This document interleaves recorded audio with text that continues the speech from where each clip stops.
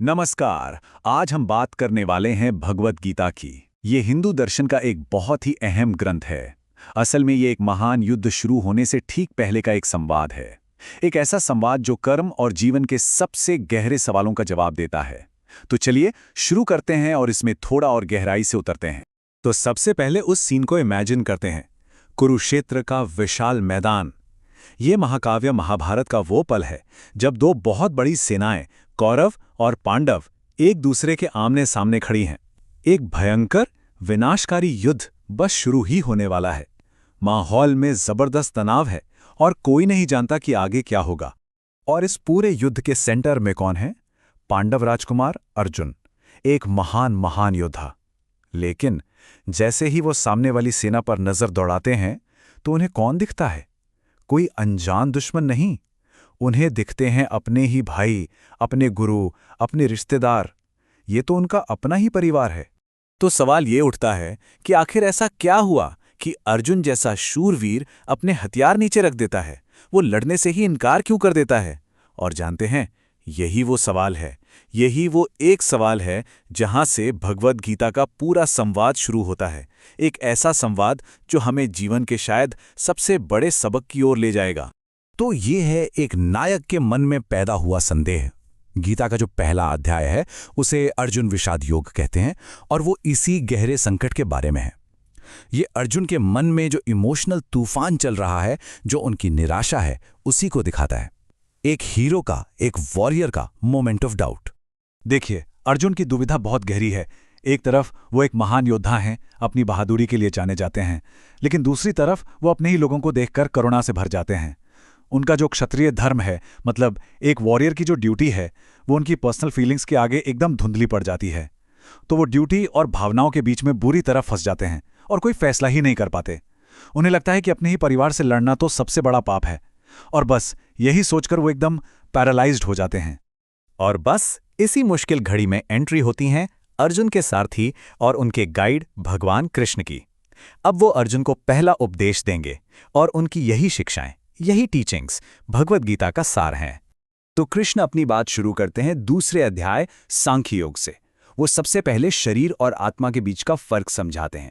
कहते हैं कि ये जो शरीर है ये तो नश्वर है, मतलब ये बदलता है, पैदा होता है, मर जाता है।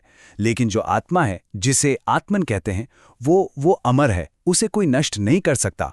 तो कृष्ण अर्जुन से कहते हैं कि तुम उन चीजों के लिए शोक मना रहे हो जो असल में कभी मरती ही नहीं है। चलिए अब आते हैं गीता के सबसे कोर टीचिंग पर, वो रास्ता जो हमें निस्वार्थ एक्शन लेना सिखाता है।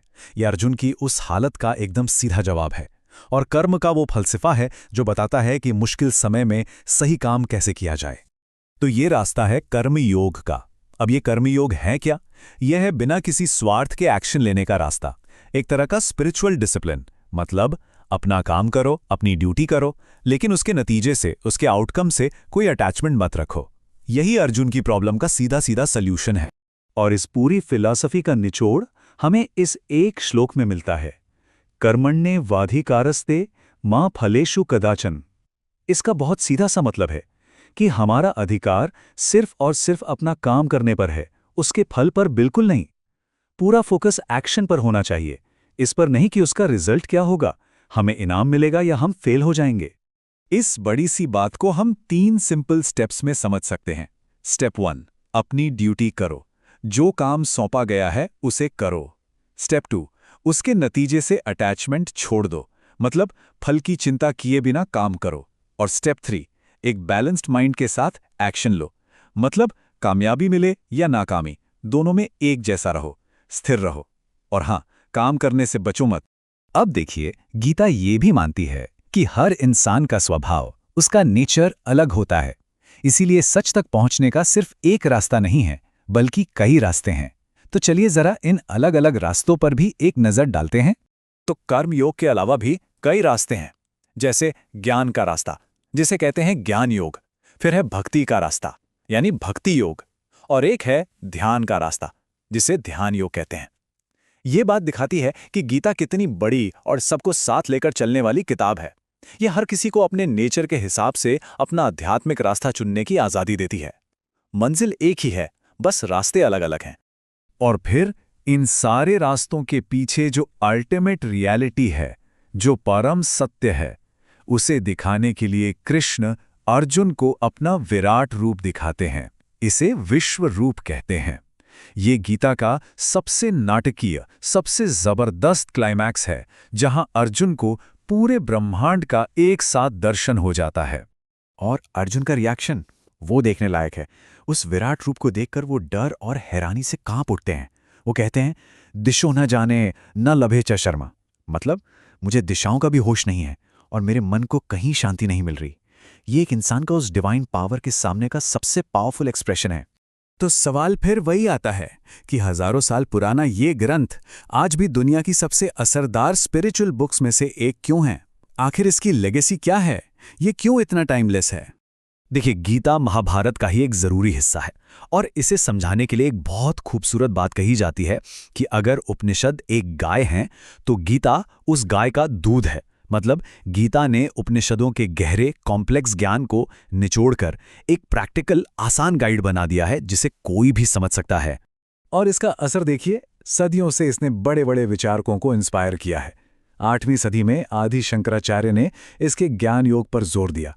फिर 13वीं सदी में संत ज्ञानेश्वर ने इसे मराठी में आम लोगों तक पहुंचाया।